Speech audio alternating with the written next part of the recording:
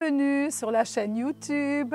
Je suis tellement heureuse de partager avec vous cette parole qui nous parle justement et qui nous parle d'une promesse que Dieu nous a faite. Et cette promesse, elle est tellement merveilleuse dans Genèse 12. Et Dieu, quand il nous donne une promesse, quand il peut nous accorder sa promesse, je sais qu'il ne l'a pas donnée à des gens parfaits, mais à des personnes en qui il a mis toute sa confiance.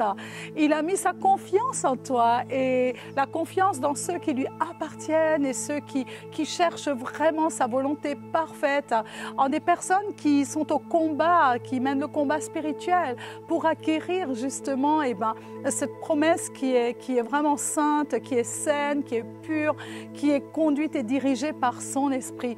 Quand l'impact d'une église est restreinte ou quand les combats arrivent, quand tu sers Dieu, quand tu veux voir la multiplication dans ta vie, quand tu veux voir le fruit de la multiplication que Dieu nous a accordé au travers de cet homme Abraham et de Sarah, cette femme de foi, quand Dieu nous l'a promis, cette promesse, nous savons qu'elle est aussi pour nous aujourd'hui.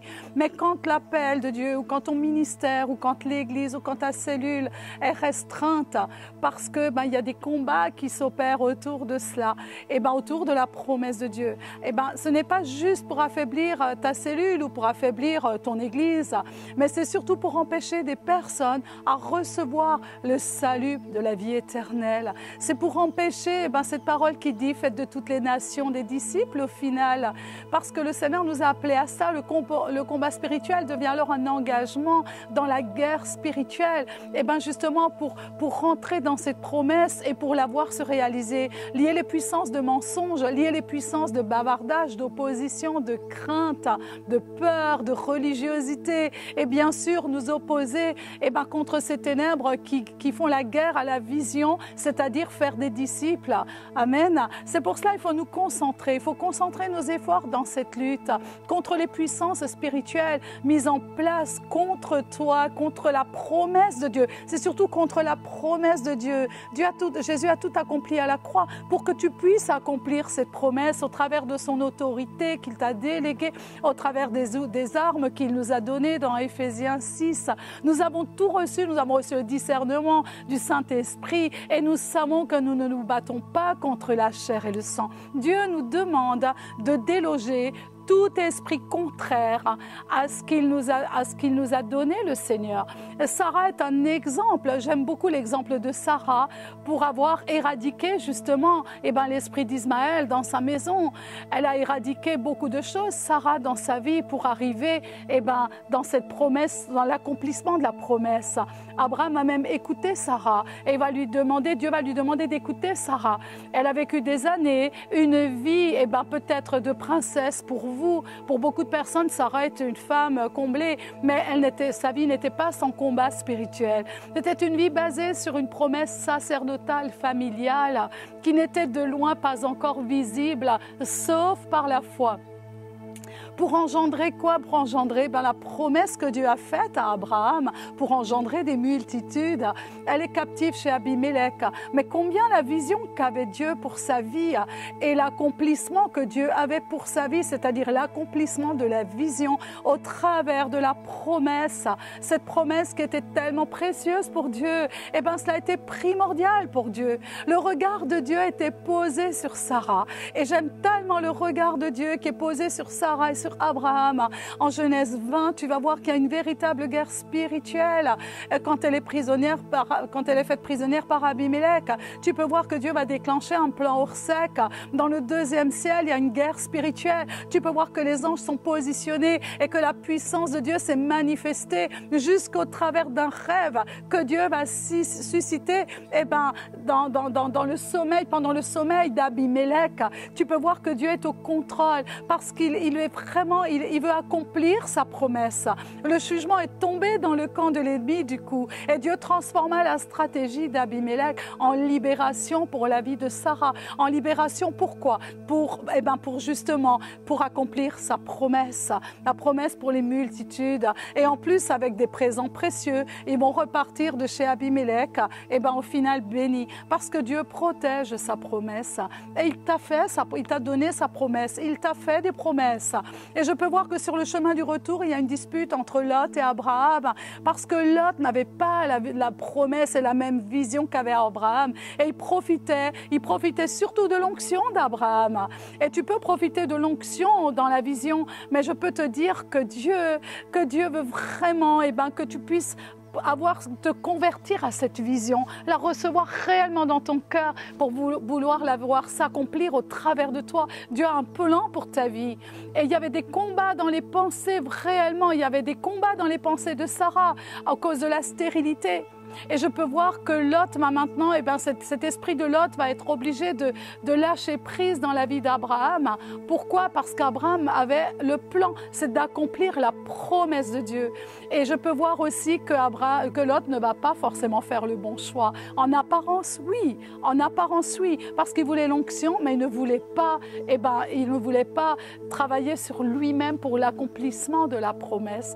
C'est un travail, c'est la mort à soi-même, c'est une guerre spirituelle et c'est aussi une longue attente qu'avait Sarah. Une longue attente, des années ont passé et Sarah, elle va quand même au final voir s'accomplir cette grande victoire. Je trouve qu'elle est un exemple pour nous les femmes et tout ce qui s'est produit avant de voir le fruit. Imagine ce qui s'est produit avant de voir le fruit de la promesse.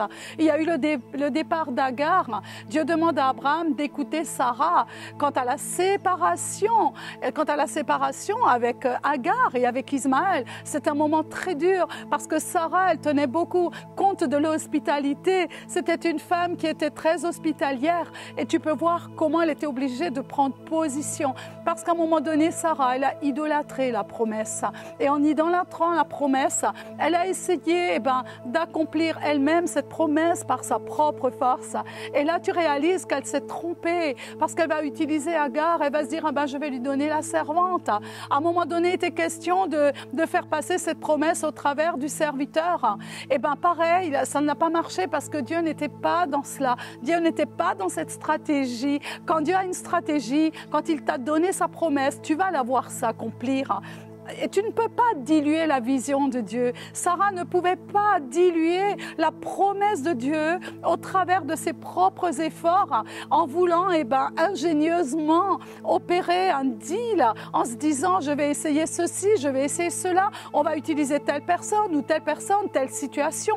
Tu ne peux pas. Quand Dieu t'a donné la promesse, il va l'accomplir, même au travers de tes imperfections. Et je peux voir que le combat de Sarah, il était incessant. C'était un combat qui était déchaîné avec l'esprit d'Ismaël. Elle transmettait le Dieu véritable de la vision sacerdotale et aucune animosité n'était plus possible. Elle devait éradiquer ce qui n'était pas de Dieu dans sa famille, dans sa maison. Il lui fallait protéger la promesse qu'était Isaac. Parce qu'il y a aussi le fait de voir la promesse s'accomplir, mais quand la promesse s'accomplit, il faut la protéger. Aucune épreuve n'a pu déstabiliser finalement Sarah. Elle va faire ce qu'il fallait, elle a fait ce qu'il fallait, sa foi, elle avait la réactivité, elle donnait à ses journées un parfum d'éternité, malgré les épreuves, malgré les oppositions, malgré les difficultés. Dieu ne désira aucune intrusion, ni aucune photocopie, ni celle d'Éliézer, ni celle d'Agar, ni celle d'Ismaël. Et là, je peux voir qu'il y avait un esprit familier dans cette famille, il y avait des choses qui étaient infiltrées. On ne peut pas diluer la vision de Dieu. Tu ne peux pas diluer la vision que Dieu te donne. Tu ne peux pas utiliser d'autres moyens. La vision, elle est pure. Tu ne peux pas intégrer des choses qui viennent de l'extérieur, qui viennent d'ailleurs. La vision, elle est suffisante. Elle est complète. Et Dieu te l'a donnée pour que tu l'étudies, pour que tu l'ensemences dans ton cœur, pour que tu en rêves, pour que tu la déclares, pour que tu la prophétises et pour que tu la voies réellement s'accomplir. Amen. Et tu peux voir combien les choses se sont réalisées dans la vie de Sarah. Elle ne s'est peut-être pas imaginé que c'est au travers de ses entrailles que viendra la promesse. Elle se dit, Abraham a eu la promesse, mais peut-être d'une autre manière elle va arriver. Elle ne s'est même pas imaginé que cela viendra au travers de ses entrailles. Et je trouve que c'est merveilleux. Et franchement, l'incapacité d'accomplir le ministère auquel Dieu t'a appelé au travers de la vision des 12, tu n'as pas d'incapacité. Tu as toutes les capacités pour la recevoir, à condition que tu ne la dilues pas avec d'autres choses. Il y a des esprits, tu peux voir, il y a beaucoup d'esprits sur les régions géopolitiques. Tout ce qui se passe dans une nation doit nous amener dans la présence de Dieu. Tout ce qui se passe dans notre nation, dans nos départements, dans nos villes, doit nous amener dans la présence de Dieu pour avoir une direction spirituelle et pour lier ses puissances. Dieu nous a appelés, Dieu t'a appelé à prier, à intercepter ces puissances jusqu'à ce qu'il y a des esprits, on sait, dominants, qui sont en régression. Cela demande de la persévérance. Amen. Jusqu'à ce que tout régresse autour de toi. Nous devons voir la puissance de Dieu être agissante au travers de l'intercession. Et semaine après semaine, nous sommes appelés à intercéder pour les situations et pour lier l'homme fort dans les lieux célestes. Il y a des esprits qui vont dominer sur des groupes ethniques et on peut le voir partout dans ce monde. Cet esprit est en train d'augmenter, de bafouer de la haine de partout. Nous devons lier les esprits de préjugés raciaux, ethniques, religieux. Dieu veut toucher des personnes d'autres langues et qui ne sont pas encore sauvées non plus, etc. Nous ne devons pas avoir des préjugés parce que la vision de Dieu n'a aucun préjugé. C'est son amour qui veut se manifester pour toutes les nations de la terre afin que la porte pour s'occuper de chaque nation soit ouverte par le combat mené dans les lieux célestes. Il y a des esprits qui dominent sur des territoires géographiques, qui gardent des personnes dans les dépendances, dans tellement de liens, dans tellement d'enchaînements. L'esprit du désert, la solitude, l'alcoolisme, la méchanceté, la possession, la dureté de cœur, l'indifférence, la cruauté, la rébellion, des préjugés, des tromperies. Et tu peux voir que cela va persister même. Tu verras ce qui persiste souvent, c'est la perversion sexuelle, les malédictions héréditaires de plusieurs générationnelles, etc. Et je crois vraiment que Dieu va vraiment te montrer ce changement. Si tu persévères pour acquérir cette vision, pour la protéger, tu vas voir un changement se produire. Quand l'homme fort est lié, alors nous verrons l'accomplissement du plan de Dieu au travers de la vision que Dieu t'a donnée. La croissance, les fruits spirituels, l'atmosphère sera transformée. Et ça ne sera pas autrement que du temps de Sarah et d'Abraham. Et je peux t'assurer que tu verras la victoire et tu vas la voir se réaliser dans le nom de Jésus. Prions un instant et demandons à Dieu réellement d'être vraiment, de se sentir honoré d'avoir reçu la vision de Dieu. Oh Père, nous voulons vraiment venir à toi et te remercier, te bénir pour la vision que tu nous as accordée. Parce que nous savons que c'est un privilège. C'est un privilège que tu nous accordes, Père, parce que tu nous as confié cela. Et tu sais que malgré nos imperfections, malgré les imperfections de Sarah ou d'Abraham, malgré tous les combats et les luttes, ils ont pu voir s'accomplir la plus grande promesse que tu as faite dans Genèse. Seigneur, et ils ont vu des multitudes. Non seulement Abraham n'est pas resté juste un père pour un fils, mais est devenu le Père de toutes les nations. Il est devenu un Père de multitudes.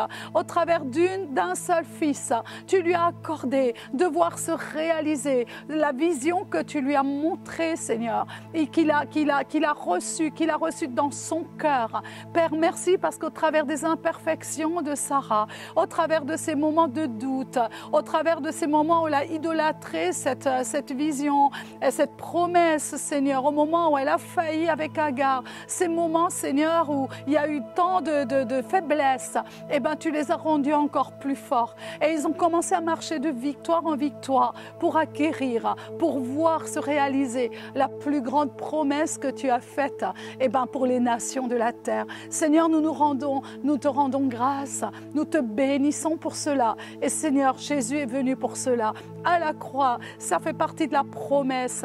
Et Seigneur, cela fait partie de la promesse, l'œuvre de la croix. Et je sais que le sang qui a coulé, chaque goutte de son sang, te permet d'avancer, te permet de faire la guerre spirituelle. Tu as reçu les armes, prends les armes maintenant et décide et déclare que maintenant tu deviens un intercesseur contre tout esprit de ténèbres, contre la vision, contre toute puissance de découragement, contre toute puissance de peur, contre toute puissance de stérilité. Prends autorité maintenant et déclare que tu peux lier l'homme fort. Tu as reçu l'autorité. Tout ce qui est lié sur la terre est lié dans le ciel. Tout ce qui est lié sur la terre, tout ce qui est délié dans le ciel est délié sur la terre. Reçois ce réma pour l'intercession. Nous sommes dans des temps de guerre spirituelle et nous voulons voir s'accomplir cette vision que Dieu nous a donnée, cette promesse pour les multitudes. Oui, tu as reçu la même foi qu'avait Sarah. Oui, tu as reçu la promesse qu'a reçue Abraham. Et nous savons que cette promesse, elle s'accomplit dans toutes les nations de la terre, mais aussi dans ta famille, mais aussi dans ton ministère, mais aussi dans ton Église. Lier les puissances de Dieu, nous lions les puissances de l'ennemi et nous délions la puissance de Dieu maintenant. Dans l'appel, dans le ministère, nous lions les ténèbres, nous lions l'homme fort contre les églises, contre la vision, contre ceux qui annoncent l'évangile. Nous lions l'homme fort contre ceux qui ont reçu l'appel apostolique. Nous lions l'homme fort contre ceux qui ont reçu, Seigneur, le ministère pastoral. Nous lions l'homme fort contre les évangélistes. Nous lions l'homme fort contre les enseignants, contre les prophètes. Toutes ces puissances démoniaques qui se sont liées, qui se sont levés contre le plan parfait de Dieu, contre le réveil qui s'en vient et qui est déjà présent. Nous pouvons déjà sentir les prémices de ce réveil.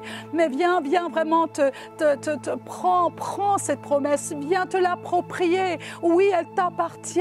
Oui, tu es enfant du Seigneur, tu es la fille de Dieu, tu es le fils de Dieu. Approprie-toi cette promesse dans le nom de Jésus et reçois sa grâce.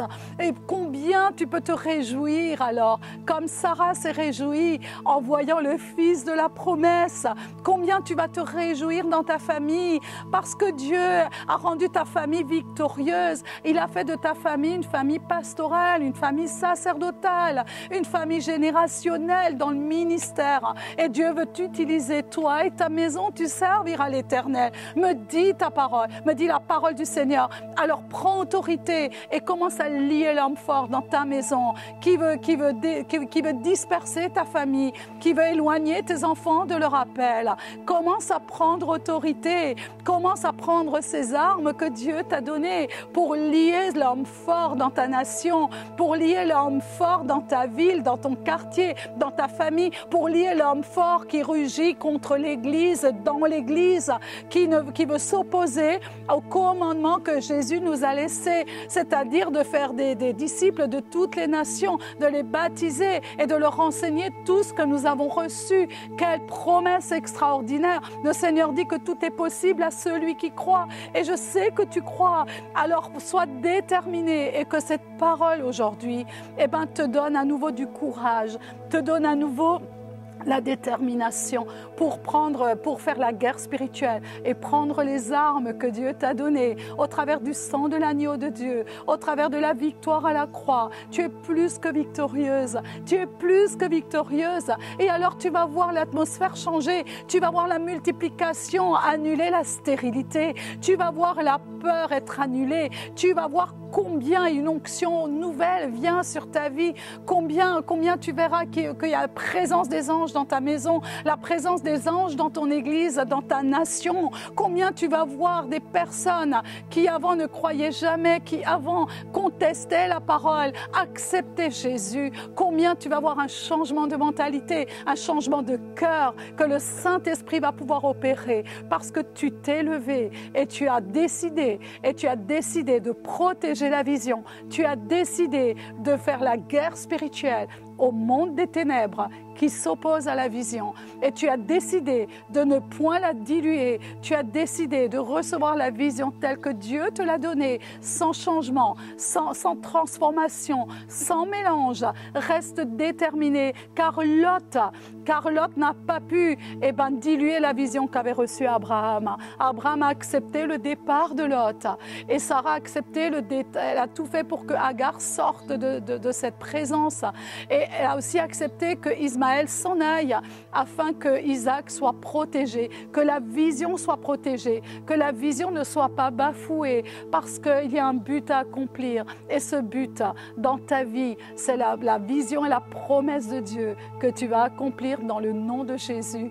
Amen et amen. Soyez bénis, et vraiment, je vous dis, faites la guerre spirituelle. Vous êtes des lionnes. Amen. Vous êtes des vraies lionnes. Et je sais que vous menez des combats, parfois difficiles, mais vous êtes victorieuses d'avance. Dans le nom de Jésus, amen. À bientôt. Soyez bénis et bonne guerre et bonne victoire.